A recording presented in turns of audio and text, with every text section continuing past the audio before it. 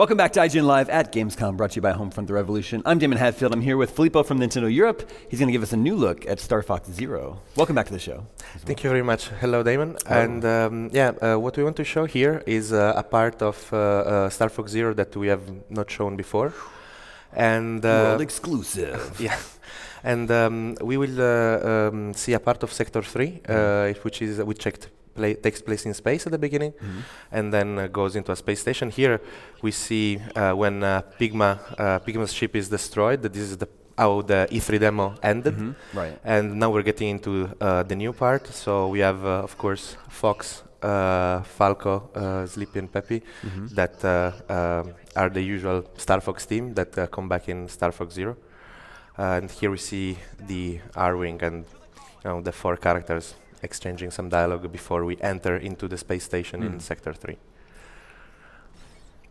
So what we see here now is that we automatically switch to the Walker, which is a new transformation for the R-Wing, and it allows you to maneuver in the space in tight corners, which is much harder to do with the R-Wing. Right.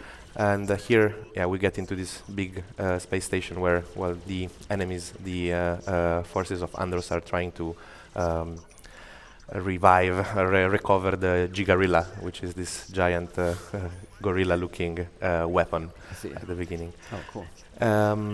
So in Star Fox Zero, what you can see also from the video feed, you can drive your vehicle with the gamepad, and then you can aim by looking at the gamepad screen, using gyro controls.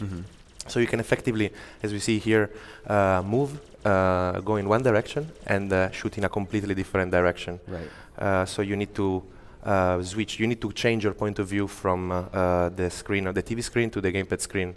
Usually, what I do is I look at the general direction where I'm going, and then when I see an enemy, I move my sight to the gamepad screen, and to fine-tune my aiming and shoot. So it looks like we have a dash or a speed boost. Yeah. So with the Walker, you can have a speed boost, and you can also hover a little bit. We'll see it soon, I think, to jump onto these platforms here. Yeah.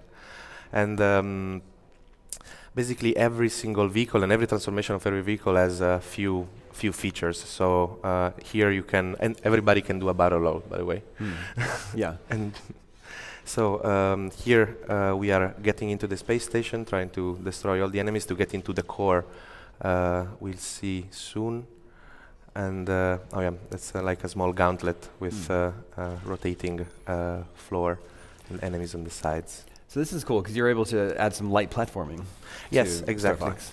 And also, of course, like always in Star Fox games, getting the best score is fairly difficult to basically complete the mission at the best possible way. Looks like we only got one ring, though, one gold ring. Yeah, well, because we started in... yeah, we the other two are on the inside. Cool. So now we're going to see a new level, which is Titania, in which you control the Landmaster tank, which comes back from previous Star Fox games, but also features a few transformations, a few different new abilities. What I would say that in Star Fox Zero, the Zero part of the title, as said by Mr. Miyamoto, is because we are trying to really retell the story from the beginning. So it's not really a sequel story-wise, but it's a completely new vision of the Star Fox universe, basically. Is it would you say it's a reboot? We are retelling the original story of the Star Fox team fighting the forces of Andros. Okay. So here we are in Titania, and is that the name of the planet? Yeah. Okay. And you can see the Landmaster tank. Also here, it's quite important to know that you can switch between the view on the gamepad and the TV by pressing the minus button on the gamepad. So now I'm bringing up the TV, the gamepad view in first person on the TV. So there might be people that want to play the entire game in with the first person view on the TV screen, and also this also shows that we are basically rendering two completely different point of views at 60 frames per second at the same time at all times. You can instantly switch from one to the other by pressing minus. Interesting. And here for these giant robotic spiders that we saw before, it's especially useful because you can aim up and then shoot their weak point, their weak glowing red center at the bottom. What's happening here on this planet? Is there a storm happening? Yeah, well, it's like a storm. You see a lot of debris floating around, and of course the forces of Andros are invading this planet. And with the Landmaster, you're trying to, at the moment, actually, in the story, here we see the transformation. Sorry, we see the transformation. Yeah, cool. It can also turn into a spaceship. It can fly, but for a limited time. Okay. And so, as I was saying in the story, instead of being the usual team of 4, you're only 3 because you can't find Peppy. You don't know where he is. So, at the moment, you're trying to rescue him. This is a new cool enemy, and again, we're switching to the first person on the TV. It basically, when he grabs you with his laser tentacle, it moves your aim around. It confuses you. You are not able to aim properly by moving the gamepad, so you have to constantly adjust your aiming to manage to hit this glowing weak point. So we're trying to, each enemy has to be tackled in a different way. Sure.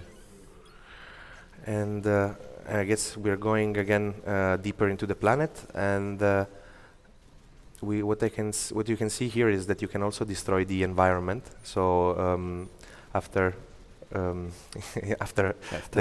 tentacle is done with, so you can also destroy parts of the environment, and it also changes basically the route you can take.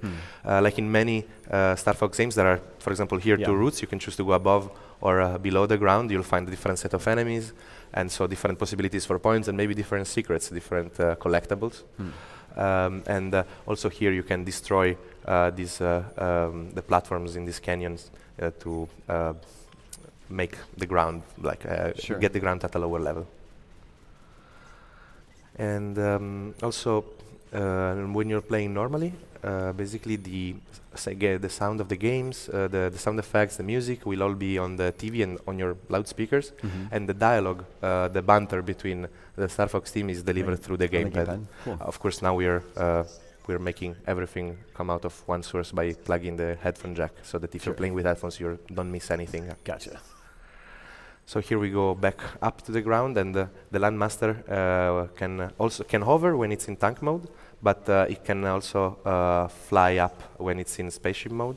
And also the weak point of these spiders changes. You might have seen that one didn't have the glowing spot at the bottom, because when you're flying, they automatically turn so that the weak spot is at the top of them. And here we approach the boss battle. We finally found Peppy, who seems to tell us that there's a trap incoming, but of course we need to save our friend. Of course.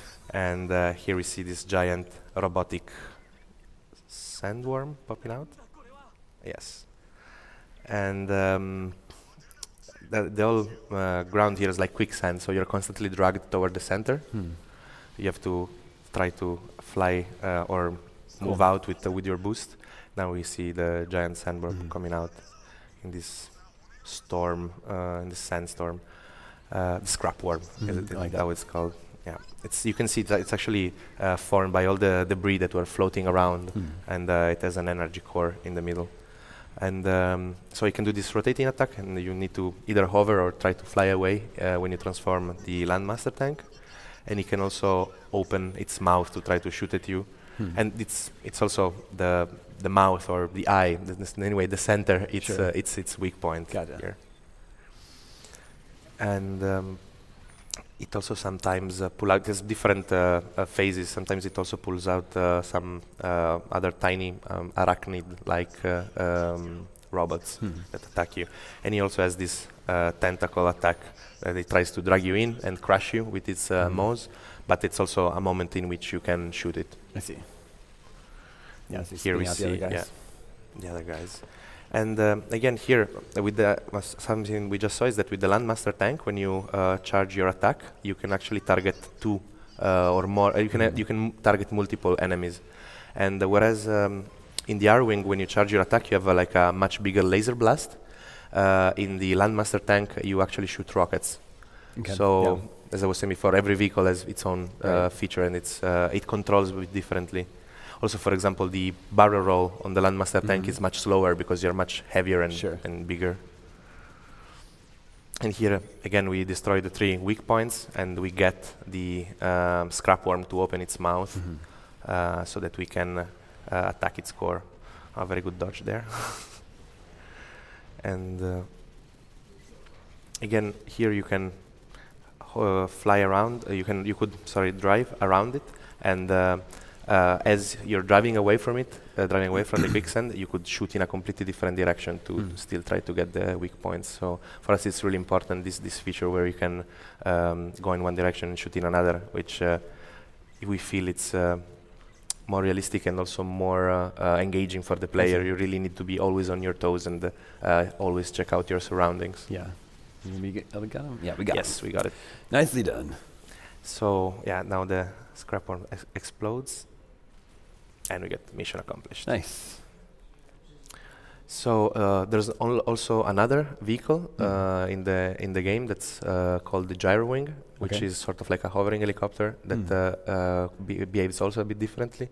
So in total, we have the R-wing, the gyro wing, and the Landmaster tank, and all of them have transformations or features or different features that all further change the gameplay. No, it's also the Walker, though, right? The Walker is a transformation of the R-wing, okay, basically. Yeah. Cool.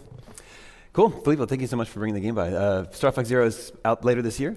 Yeah, it's coming Q4 in 2015. So before the end of the year, we'll be able to fly around with the Star Fox team. Cool. Thank you so much. Yeah. Stay tuned. More to come from Gamescom here at IGN Live after this.